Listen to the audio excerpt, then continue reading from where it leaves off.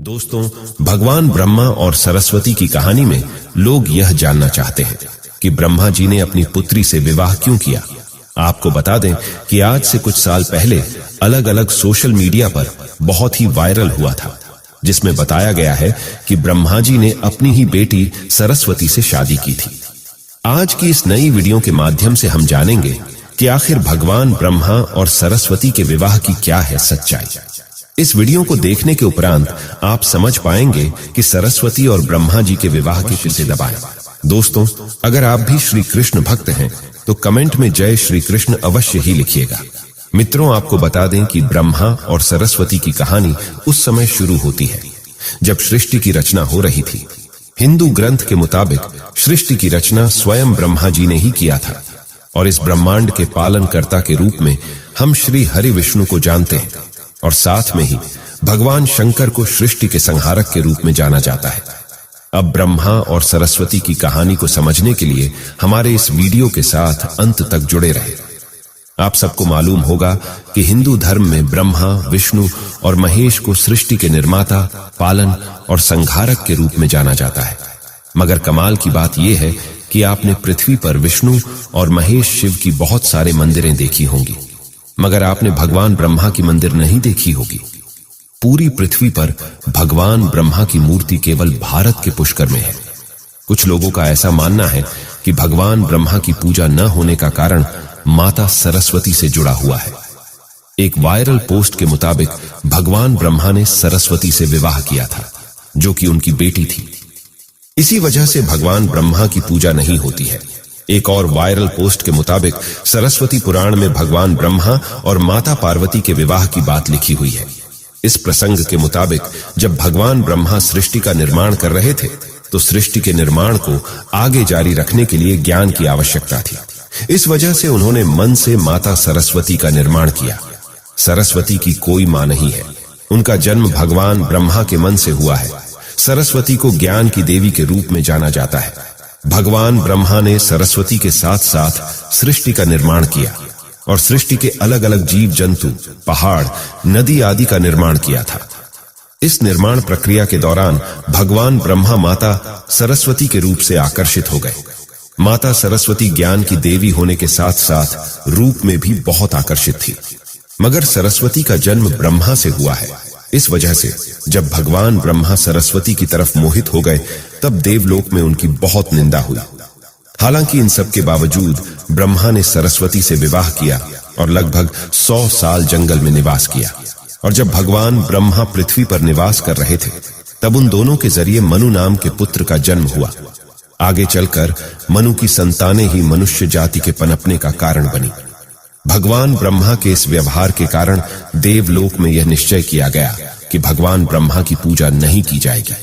कुछ सूत्रों के मुताबिक सरस्वती पुराण में बताया गया है कि भगवान ब्रह्मा ने सरस्वती को अपने मन से उत्पन्न किया था और माता सरस्वती की खूबसूरती पर मोहित हो गए थे। जब सरस्वती माता इस बात को समझ गई तब भगवान ब्रह्मा की नजर से बचने के लिए वो रूप बदलकर पृथ्वी पर आ गई। मगर ब्रह्मा जी ने हार नहीं मानी और माता सरस्वती को खोज निकाला। सरस्वती पुराण में बताया गया है कि भगवान ब्रह्मा माता सरस्वती के साथ शारीरिक संबंध बनाना चाहते थे और सरस्वती इसके लिए तैयार नहीं थी। तब सरस्वती ने क्रोध में भगवान ब्रह्मा को श्राप दिया था कि धरती का निर्माण करने के बावजूद भी धरती पर आपकी कभी पूजा नहीं होगी। ब्रह्मा और सरस्वती दोनों ही हिंदू धर्म में बहुत ही महत्वपूर्ण देवी देवता के पात्र हैं। इनसे जुड़ी किसी भी जानकारी पर विश्वास करने से पहले आपको वेद पुराण पढ़ना चाहिए। सबसे पहले आपको बता दें कि हिंदू धर्म की सारी जानकारी वेद में दी गई है। हिंदू धर्म वेद से शुरू होता है। इसके साथ ही वेद में इस तरह का कोई भी देवी देवता का वर्णन नहीं है। हम जितने भी देवी देवता के बारे में जानते हैं उन्हें केवल पुराणों में लिखा गया है। अब आपको यह भी समझना होगा कि ब्रह्मा और सरस्वती के संबंध को लेकर जो जानकारी दी जाती है उसमें कहा जाता है कि इस जानकारी को सरस्वती पुराण से लिया गया है। मगर सरस्वती पुराण नाम का कोई भी पुराण हिंदू धर्म में मौजूद नहीं है। हिंदू धर्म में 4 वेद और 18 पुराणों की बात की गई है। इन 18 पुराणों में सरस्वती नाम का कोई भी पुराण मौजूद नहीं है। कुछ बड़े पुराणों को उपपुराण नाम में भी विभाजित किया गया है, मगर उपपुराणों में भी सरस्वती नाम का किसी पुराण का जिक्र नहीं है। कुछ जगहों पर मत्स्य पुराण की बात की जाती है, मगर इस पुराण में भी आपको सरस्वती और ब्रह्मा के विवाह जैसी कोई जानकारी नहीं मिलेगी। ऐसे में सवाल उठता है कि ब्रह्मा और सरस्वती के बीच कौन सा संबंध है। इसके लिए आपको समझना होगा कि ब्रह्मा ने सृष्टि का निर्माण किया, अर्थात जब भगवान ब्रह्मा इस सृष्टि का निर्माण करने बैठे तब विष्णु और महेश के अलावा कुछ भी इस दुनिया में मौजूद नहीं था। ऐसे में उनको सृष्टि को आगे चलाने में किसी भी पुरुष या स्त्री की आवश्यकता होगी, तब उन्हें अपने मन से उसकी रचना करनी होगी। इसी वजह से भगवान ब्रह्मा ने माता सरस्वती, नारद, मनु, जामवंत, सनक, सनंदन, सनातन और सनत कुमार भृगु अत्रि का जन्म अपने मन से किया और पृथ्वी को आगे संचालित करने के लिए धरती पर भेजा। इसमें पृथ्वी पर ज्ञान की संतुलन को बनाए रखने के लिए उन्होंने माता सरस्वती को अपने साथ रखा और साथ रहने वाली स्त्री को पत्नी का दर्जा दे दिया गया।